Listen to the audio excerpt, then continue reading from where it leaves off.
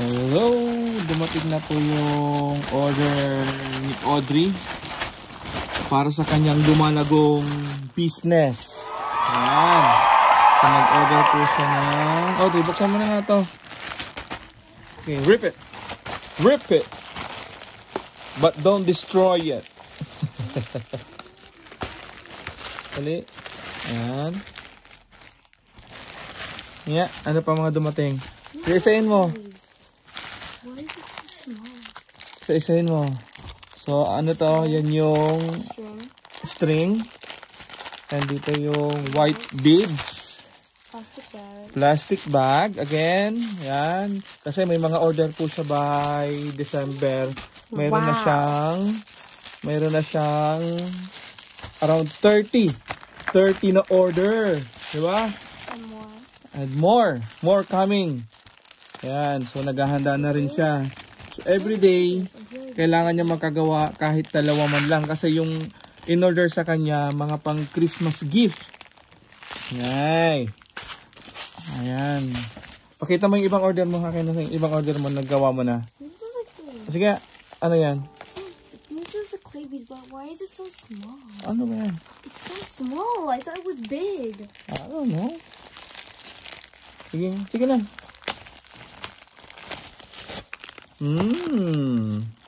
Oh, wait. Oh. Ayan po, different colors ng beads. And then may kasama siyang extra smileys and string. Is it freeze? Huh? That's just the foam. That's a foam. Oh, this is small. I thought it was big. Oh, it's a... Oh, okay. I thought it was big. How many color? Mamaya na, wag mo na buksan muna. Yan.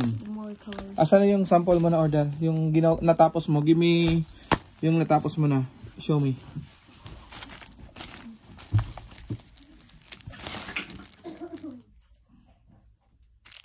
Ito yung sample product niya. Oh, may tape na pala na. So, may nakalagay ng thank you. Stay safe. Be well. Ayan po, oh. And then may pangalan po siya. Hindi ko nabubuksan kasi nilagyan niya na ng tape. Ano pangalan nitong isa? Pauline. Yan. So, mano-mano lang po yung paggawa niya yan.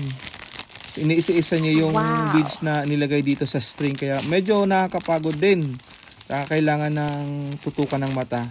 And then mayroon na po siyang ino-order na electric na ano ba yun? Bead spinner daw. Na-request niya na. Sabi ko sa kanya, yung income niya, kailangan niya rin ibili.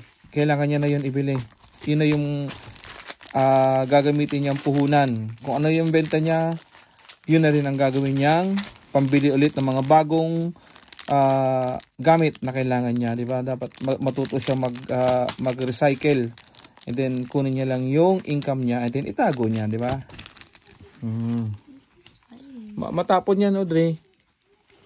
Ayan, o. Yan. So, may gusto nyo mag-order. Please contact me na lang. And then si Audrey, mag-ano rin siya ng TikTok kung paano siya gumawa ng clay beads. Ayan, o. PM for the price na lang. And then sinamahan niya na rin pala ng ano, may sticker din pala to. Ayan, o. Sa loob, o. May sticker din siya. Bukod dun sa clay beads, may kasamang sticker, o. Diba? Ang galing ng ano niya, ng marketing niya. Ayan, may mga sticker pa siyang bago pala. Ayan, o. Hindi yung mga bagong sticker. Ayan, may mga tiny sticker din siya dito. Next, sa susunod, ipapakita natin kung paano talaga siya gumawa. Okay, guys. Ito ng working station ni Audrey. Ayan. Ang abubot niya. Ayan, o. Nandito yung mga beads niya. And then, string. Ayan, ito. Minamano-mano niya lang yan. Ganun. Chuk, chuk, chuk, chuk, chuk. At syaga din eh. Ayan. Ito yung mga order niya. Marami na yan. Marami yan. Mayroon pang iba. Hindi pa na isusulat. This is, ano na yan, for December. 18 orders. For December yan lahat. Diba? Ito pa yung mga bagong dating na in-order namin. Ayan, mga bag niya, mga lagay ng order. So, and dito yung sticker. Ayan. Tama, andito mga sticker niya. Maganda yung pinagkakaabalahan. Good job, Audrey. We're gonna make rich. We are going to make rich. We're gonna be rich. You make us rich. Not only by name.